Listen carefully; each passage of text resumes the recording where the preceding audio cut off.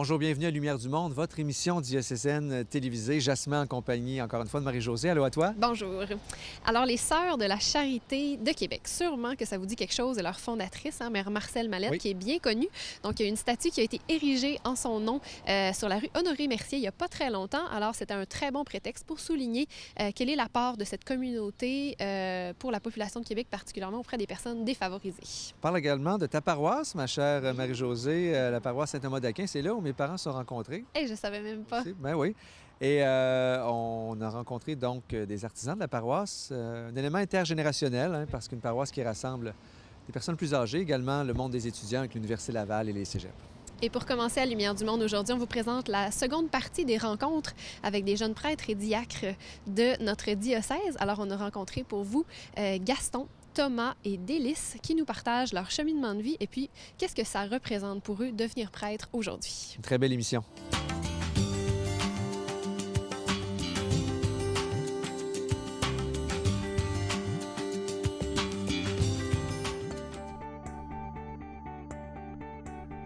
Je m'appelle Délice Brière, je viens d'Haïti, précisément dans le département du Nord d'Haïti. Je suis Thomas Malenfant. Je suis l'aîné d'une famille de 11 enfants. Je suis né à l'Apocatière, dans le bas du fleuve. Je m'appelle Gaston Mumbere Ndaleana et je suis originaire du Congo.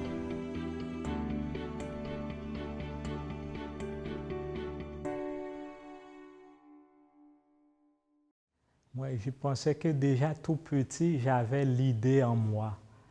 J'avais l'idée de devenir prêtre, mais ce n'était pas encore bien travaillé.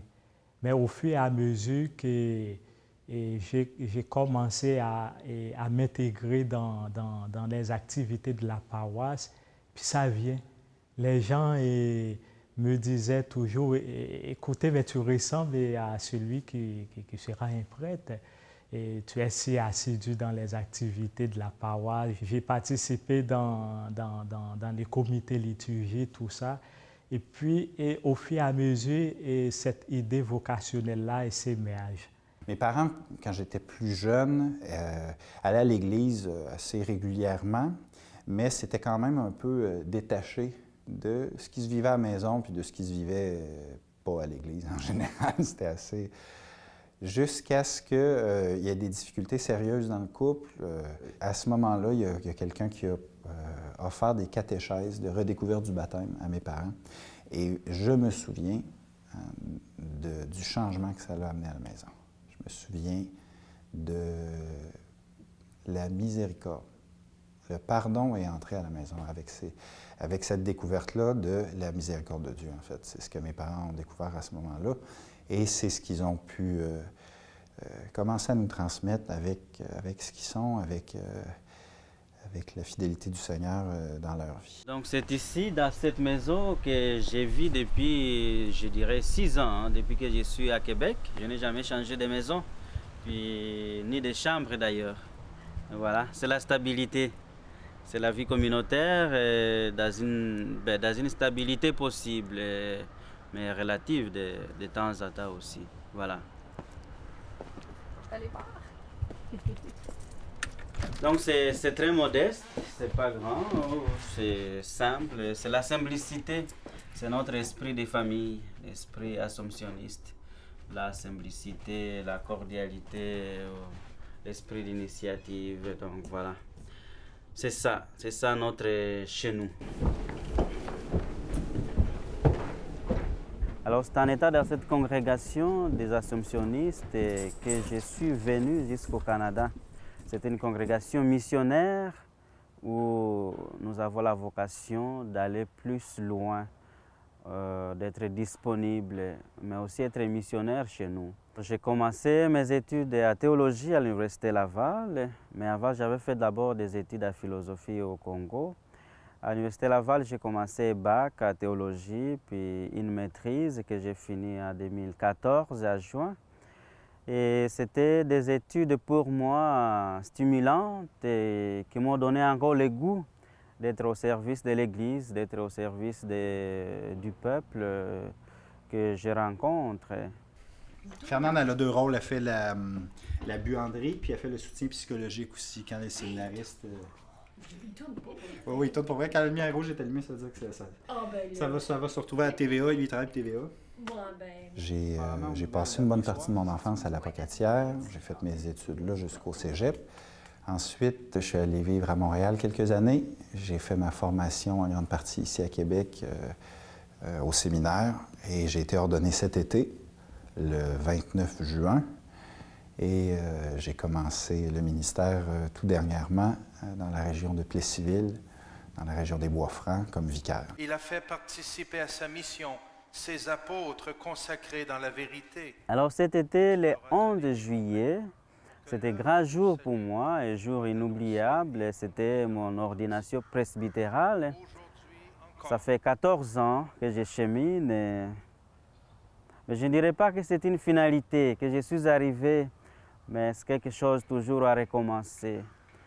Nous t'en prions, Père Tout-Puissant, donne à tes serviteurs que voici d'entrer dans l'ordre des prêtres. Répands une nouvelle fois au plus profond d'eux-mêmes l'esprit de sainteté.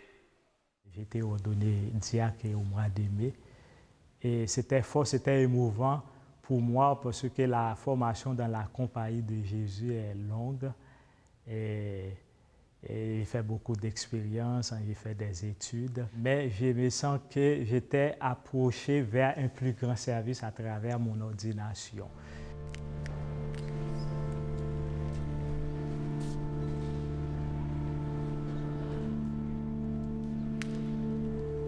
C'était une parole qui m'a été donnée dans une JMJ, celle de Cologne, qui était l'appel de Mathieu Lévy, qui est assis à faire sa business, à faire son commerce, à faire de l'argent sur le dos de l'oppresseur, ce qui était exactement ma vie. Puis Jésus se pointe puis dit « Suis-moi ». Et là, c'est là. Il se leva et le suivit. Pas de tétage, pas de taponnage, pas de réflexion. Promettez-vous de vivre en communion avec moi et mes successeurs dans le respect et l'obéissance. Oui, je le promets. Et la scène d'après, qu'est-ce qu'il y a? Un paquet de publicains, puis de pécheurs, à table chez Matthieu avec Jésus. Cette conversion-là a permis à Jésus de rejoindre toute une gang de pourris, une gang de rejetés de la société. Fait que j'ai vu cette part-là comme un appel pour ma vie. Après toutes sortes de complications, je me suis retrouvé à rentrer au séminaire. Puis c'est là que le fun a commencé. Le vrai discernement, c'est ça, il s'est passé là. Est-ce que c'est mon beau projet personnel ou c'est la volonté de Dieu? Oui. Ici, c'est la chapelle. La chapelle, c'est un lieu hautement communautaire pour nous parce que c'est là qu'on prie. Et non seulement on célèbre l'Eucharistie chaque jour, mais aussi on l'utilise pour la prière personnelle, quoi. J'ai toujours gardé dans ma tête, surtout quand Jésus a appelé les disciples. Matthieu a pris les soins de dire pour être avec lui. Je pense que c'est Jean aussi qui l'a dit dans son évangile, et demeurer en moi comme moi je demeure en vous. Oui. C'est demeurer avec le Seigneur. C'est ça qui me nourrit jusqu'à présent dans mon cheminement vocationnel. C'est vrai, il y a des difficultés, on n'est pas tous parfaits, et moi je ne me considère pas parfait, mais cet appel et cette intimité, cette envie de vivre cette intimité avec lui, ça me dit toujours quelque chose. Et là, les tôles, c'est en dessous, hein? Oui. Au-dessus. Ah, ben ça doit être au-dessus, par-dessus, parce que... Des parures, hein? Oui, c'est la parure, c'est ça. C'est elle qui fait la parure. Et je suis fier d'être prêtre religieux. J'ai 34 ans, hein? Je suis encore jeune, mais je me réalise dedans parce qu'au départ, c'était choix de vie pour être heureux, pour être au service de l'Église. Il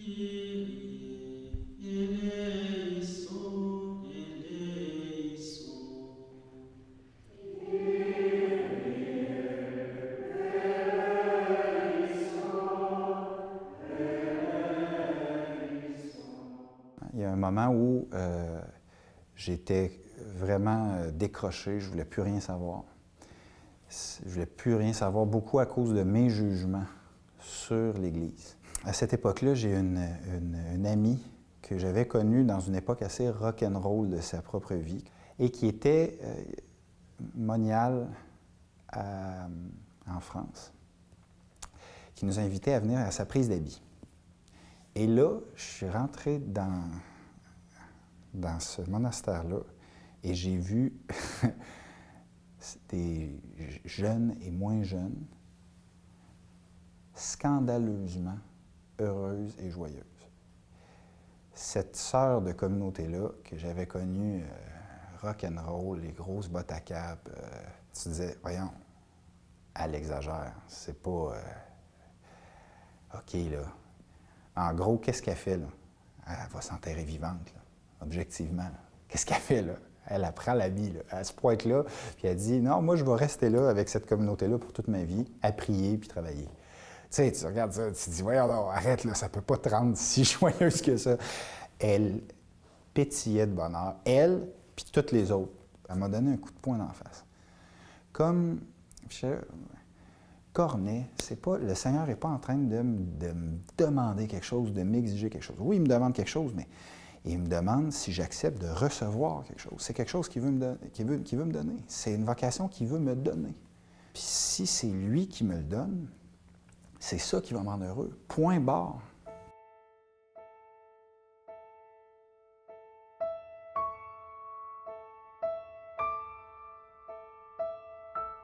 Être avec Jésus, ça nous donne, moi personnellement, je sens que ça me donne tous les éléments et pour l'imiter.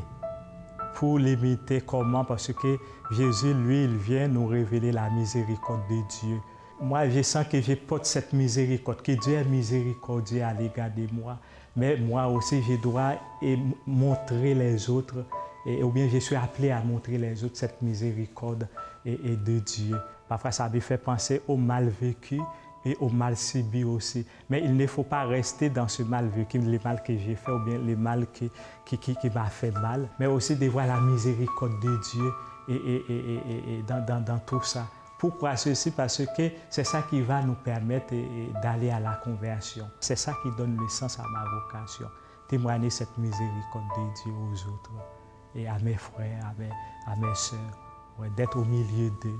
Et d'être un témoin de cette miséricorde, en réalité de cet amour. La miséricorde, ça appelle toujours à l'amour que Dieu porte pour nous, à l'amour que nous pouvons aussi porter les uns pour les autres.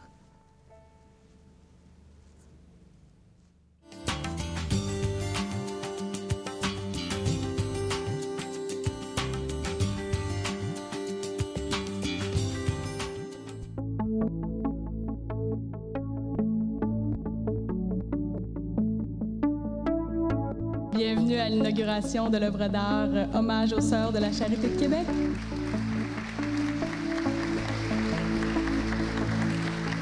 Merci d'être là.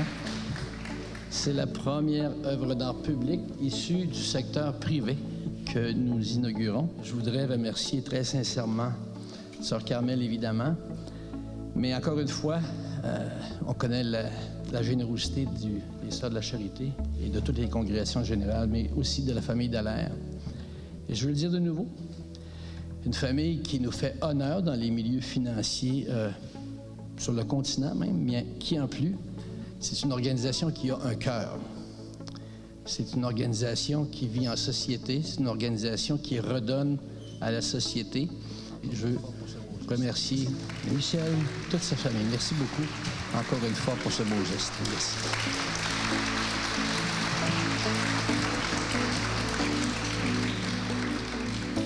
Ce projet d'envergure a débuté en 2013 avec l'acquisition par la Fondation Famille Jules Dallaire de la Maison Mermalette. Dès cette première étape, nous avons pu constater l'immense impact que les Sœurs de la Charité de Québec ont eu sur le développement de notre capitale nationale. L'œuvre des Sœurs de la Charité est large et s'est étendue dans plusieurs sphères philanthropiques. Pensons à l'accueil des orphelins, l'éducation des enfants, les soins aux personnes âgées et aux malades et la distribution de biens et de denrées aux personnes démunies. L'œuvre d'art, conçue et réalisée par M. Jules Lassalle, reconnaît la contribution exceptionnelle des Sœurs de la Charité de Québec et souligne leur présence en ce lieu où la congrégation a été fondée à Québec en 1849. C'est une initiative qui permet de saluer l'immense dévotion des Sœurs de la Charité depuis 165 ans ici à Québec.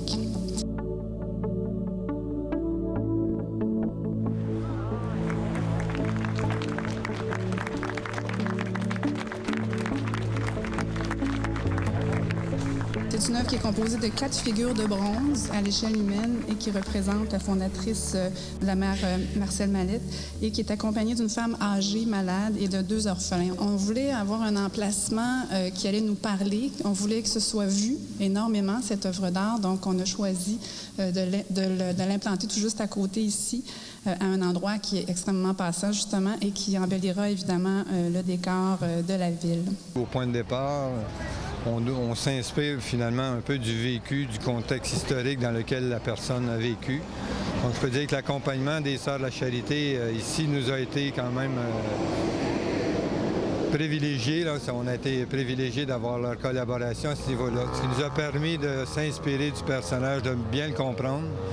Ensuite, c'est plus ou moins une mise en scène qu'on a créée, mais c'est certain que de rendre hommage à un personnage qui a eu une importance dans le milieu, qui s'est ancré dans le milieu de cette façon-là. C'est un voyage dans le temps que ça m'a permis de faire. Puis ça nous permet de peut-être le réactualiser ou de lui donner parole aujourd'hui. Je trouve que le monument, il exprime le dynamisme qu'avait Mère Mallette. Il exprime cette audace-là, puis il exprime toute la vie aussi que son engagement a suscité. Alors, pour moi, c'est faire honneur à notre fondatrice, c'est faire honneur à la communauté, à toutes nos devancières, parce que si la communauté, elle est ce qu'elle est aujourd'hui, puis elle s'est multipliée, puis elle a fait elle a créé des œuvres diverses, c'est dû à toutes ces sœurs-là qui, au début, ont commencé en petit. Fierté devant une œuvre d'art public qui rappelle à nos concitoyens et aux touristes la personnalité dynamique et l'action charitable de notre vénérée mère Marcelle Mallette. Ça fait 15 ans que je pense à quelque chose comme aujourd'hui. J'étais à la Maison Mère Mallette il y a 10 ans. Puis là, je finis l'an prochain comme supérieur général. Et de la maison généraliste, j'ai essayé, parce que j'étais en contact avec des hommes d'affaires. Quand j'en ai parlé avec M. Dallaire, il disait, j'ai aucune idée de ça. Après ça, la ville est arrivée. C'était le temps. C'était le temps parce qu'on avait parlé avant, mais il y a eu un monument pour les hospitalières, il y a eu un monument. Celui-là, je voulais vraiment qu'il soit dédié aussi aux œuvres sociales. Parce que Mère Mallette, ça a été une travailleuse sociale. Et dès qu'elle s'apercevait que les gens avaient besoin d'éducation, elle partait à une école. S'il y avait besoin de soins à domicile, elle allait les voir. S'il y avait besoin, après ça, de cours d'infirmières, les hôpitaux, c'est pas croyable tout ce qu'elle a fait à la Ville de Québec. Disons qu'on est très honorés, puis on trouve qu'ils ont investi pas mal pour nous, mais nous avons beaucoup apporté aussi, et à la Ville de Québec aussi. Des fois, je dis aux gens, on s'appelle les Sœurs de la Charité de Québec. Au sein de notre communauté, bien, on a encore des sœurs, nous autres, qui vont à domicile, qui font de la pastorale. Il y en a plusieurs qui font de la pastorale.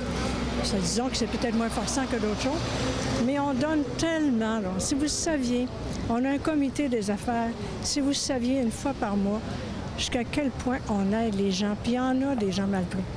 Premièrement, les mères célibataires avec 3-4 enfants. Alors, on écrit aux sœurs. Qu'est-ce qu'on pourrait faire? Je pourrais vous en raconter longtemps. Alors, on continue encore.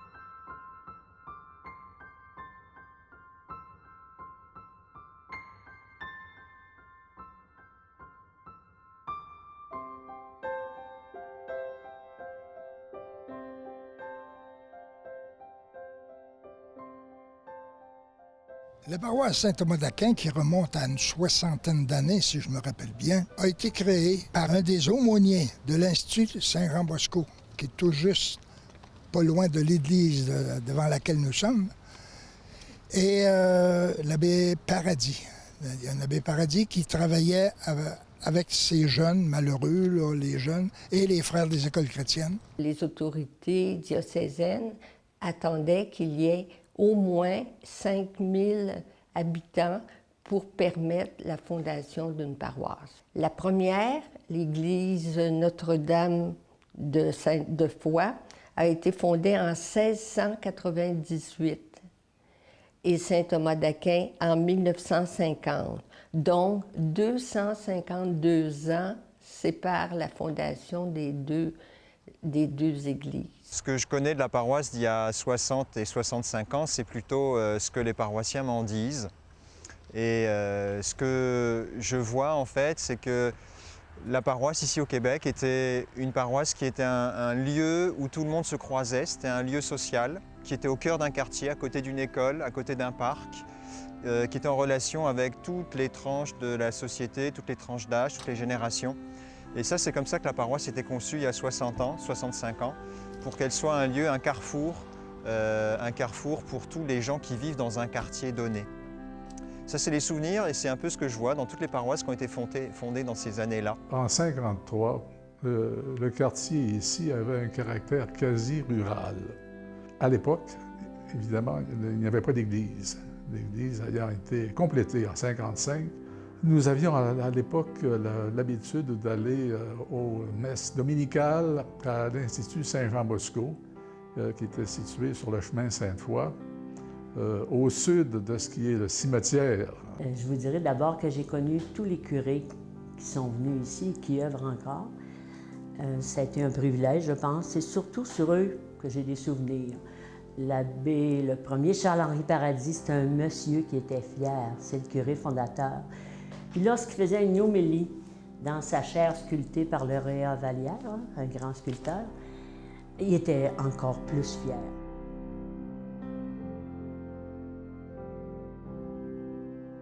Notre premier curé, le curé Paradis, à chaque année, à l'époque des fêtes, lors de son sermon, revenait sur la question de l'alcool. Et je me souviendrai toujours des paroles, c'était toujours les mêmes paroles en ce qui concerne les verres à prendre. C'est-à-dire qu'il nous disait « acceptez le premier verre, hésitez au deuxième et refusez le troisième ».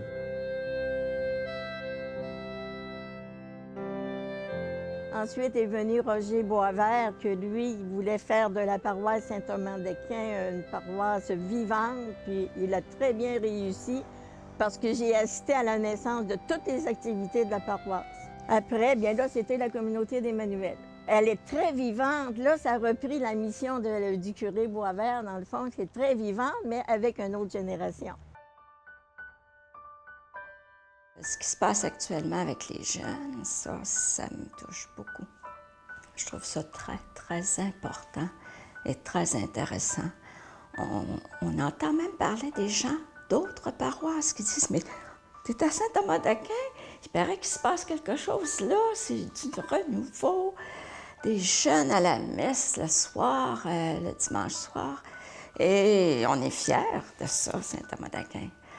Et nos prêtres sont excellents. Ce sont des jeunes qui s'impliquent, qui font la différence. Ce qui me rejoint personnellement à la paroisse, c'est les occasions de se ressourcer. En particulier la messe, mais aussi le groupe de prière et les occasions d'échanger avec les autres paroissiens. Ce qui motive les jeunes à aller à Saint-Thomas, je pense que premièrement, c'est la musique. Personnellement, c'est ça qui m'a accrochée. Avant tout, je crois que j'aime beaucoup l'aspect formation qui est proposé. D'éduquer notre foi, de la mettre en pratique, c'est certainement, mais de toujours être en apprentissage par rapport à cette foi-là. Ma vision de l'avenir de Saint-Thomas-d'Aquin, je la vois un peu comme elle est actuellement, c'est-à-dire une paroisse qui est très en expansion, qui est grandissante et qui va rechercher beaucoup les jeunes à s'impliquer à nouveau. La paroisse va continuer à mettre le feu dans le cœur des gens pour aller bâtir ailleurs également. que les jeunes nous reçoivent et puissent leur donner ensuite aux autres paroisses puis aux autres. Donc éventuellement qu'il y ait d'autres paroisses, d'autres messes des jeunes qui émergent dans d'autres paroisses. Que chacun puisse être un témoin de la miséricorde et de l'amour de Dieu pour le monde. Et je crois que c'était l'intuition des débuts et qu'on ne fait que redécouvrir, on n'invente rien, on ne fait que redécouvrir ce qui était déjà là mais qui était un petit peu comme endormi.